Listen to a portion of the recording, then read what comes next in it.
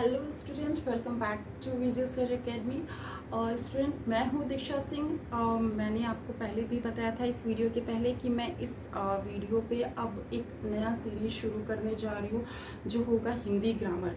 जी हाँ, हिंदी व्याकरण का बाकी सारे डिस्क्रिप्शंस, बाकी सारा डिटेल, बाकी जो भी चैप्टर्स मैं आपको पढ़ाऊँगी वो सब मैंने आपको पिछली वीडियोज़ में बता दिया था। टॉपिक मैंने आपको उसमें क्लियर कर दिया था कि मैं कौन कौन सी चीज़ें पढ़ाने वाली हूँ। आज ये मेरा पहला चैप्टर होगा जिसको मैं आपको पढ़ाने जा रही हूँ। तो आई होप आप लोग इस चीज़ के लिए रेडी हो। मैं आपको चीज़ें बताने जा रही हूँ। अगर कोई भी कन्फ्यूज़न हो कमेंट सेक्शन में आप कमेंट कर करके बता सकते हो। तो सबसे पहला जो हमारा टॉपिक था, अगर आपको याद होगा, अगर नोट डाउन किया होगा, तो वो था शब्द ज्ञान। जी हाँ, जो शब्द ज्ञान क्या होता है, जिसे हम शब्द ज्ञान को अगर इंग्लिश में पढ़ा जाए तो इसको पार्ट्स ऑफ स्पीच भी कहते हैं। शब्द ज्ञान क्या होता है? सार्थक अक्षर या सार्थक अक्षरों के समूह को शब्द कहा जाता है। अगर जो शब्द होते हैं या फिर किसी ध्वनि या ध्वनियों के योग को हम शब्द कहते हैं। जैसे जब हम किसी से बात करते हैं तो इसमें बहुत सारे वर्ड्स होते हैं। वो एक लाइन, जैसे कोई भी आवाज़ हमें सुनाई देती है, कोई भी ध्वनि सुनाई देती है या हम बोलते हैं, सिर्फ एक बार बोली हुई नहीं, जब उसको रिपीट एंड रिपीट हम करते हैं तो वो क्या होता है, ध्वनियों का योग बनता है और उस योग को हम शब्द कहते हैं। ठीक है। उसके बाद अगर हम बात करते हैं कि शब्द के भेद कितने होते हैं या शब्द के प्रकार कितने होते हैं, तो बेसिकली शब्द के दो प्रकार होते हैं। एक होता है विकारी शब्द, दूसरा होता है अविकारी शब्द। ठीक है। तो शब्द के दो भेद होते हैं, जिसमें एक होता है आपका विकारी शब्द, दूसरा होता है अविकारी शब्द। दोनों ही अलग अलग प्रकार के होते हैं। हिंदी ग्रामर में मैं आपको बता दूं कि जो भी चीज़ें आप पढ़ोगे उस हर शब्द का, हर अर्थ का अलग मतलब होगा, अलग प्रकार होंगे। तो प्लीज़ आप थोड़ा ध्यान दे करके सुनिएगा और अगर ज़रूरत हो तो आप इन चीज़ों को नोट डाउन भी करते रहिएगा ताकि कोई भी चीज़ें मिस ना होने पाए। तो अभी क्या हुआ, शब्द ज्ञान के बारे में मैंने आपको बताया, शब्द की परिभाषा दी आपको कि ध्वनि या ध्वनियों के योग को हम शब्द कहते हैं, या फिर सार्थक अक्षर को भी कह सकते हैं। सार्थक अक्षर या सार्थक अक्षरों के समूह को शब्द कहते हैं। ठीक है। उसके बाद अब शब्द के जो, अगर हम बात करते हैं शब्द के कितने भेद होते हैं, तो शब्द के दो भेद होते हैं। एक होता है विकारीय भेद, दूसरा होता है अविकारीय भेद। पहले हम क्लियर करेंगे विकारी भेद के प्रकार, क्योंकि ये अपने आप में ही बहुत बड़ा है चैप्टर।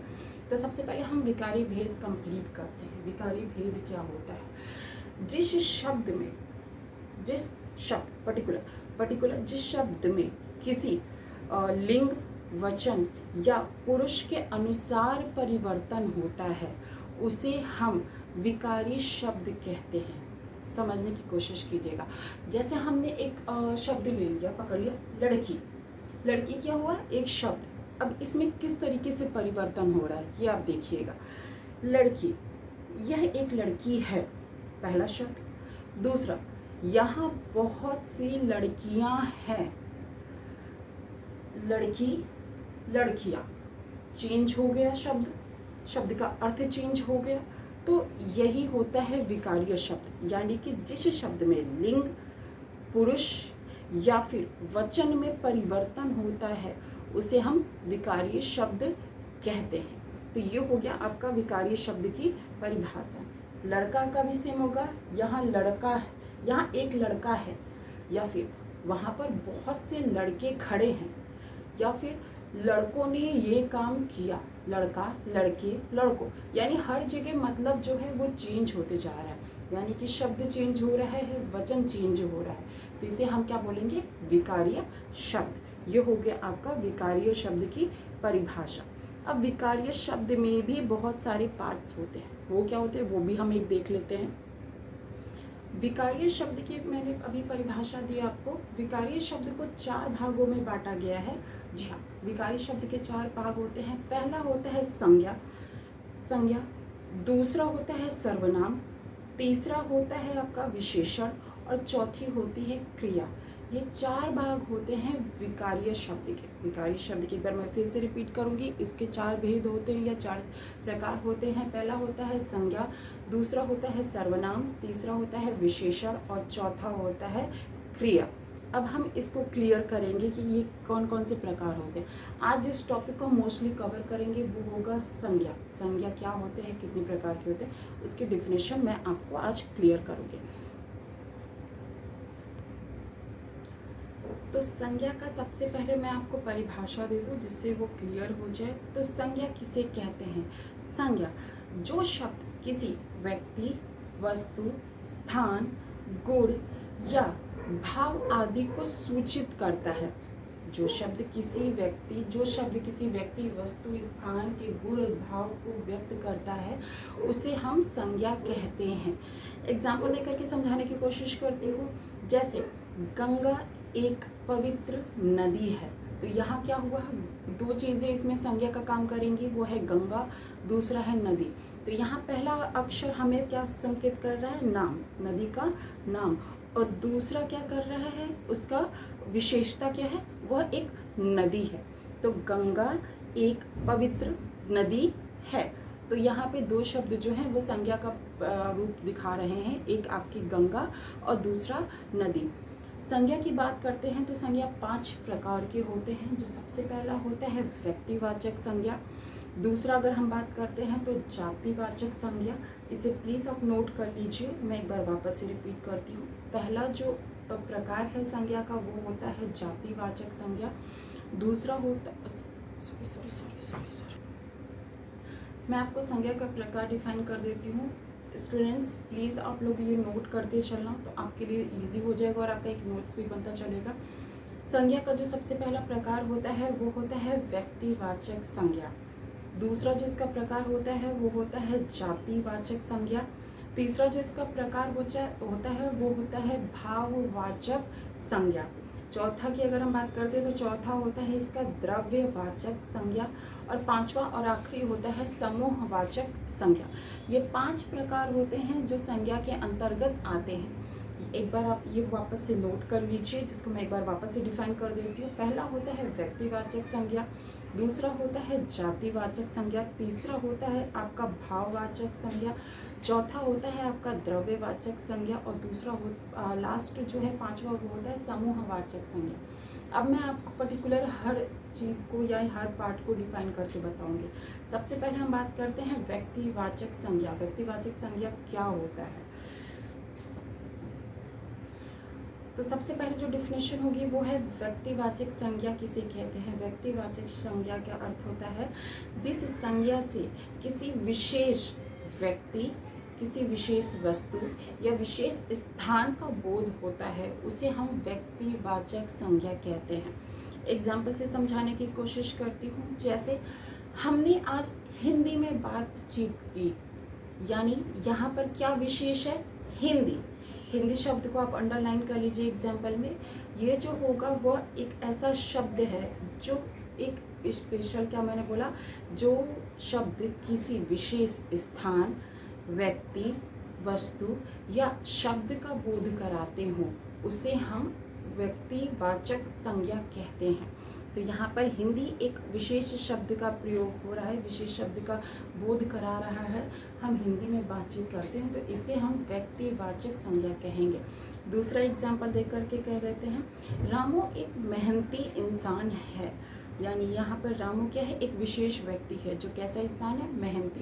तो इस आप एग्जाम्पल में रामू को अंडरलाइन कर लीजिएगा। व्यक्तिवाचक एग्जाम्पल है ये, व्यक्तिवाचक संज्ञा का एग्जाम्पल है। रामू एक मेहनती लड़का है तो रामू अंडरलाइन होगा। रामू यहाँ विशेष व्यक्ति कौन है? रामू हुआ। तो ये हो गया व्यक्तिवाचक की परिभाषा और व्यक्तिवाचक संज्ञा का डिफिनेशन। जो नेक्स्ट हमारा है डिफिनेशन वो होगा हमारा जातिवाचक डिफिनेशन, यानी जातिवाचक संज्ञा।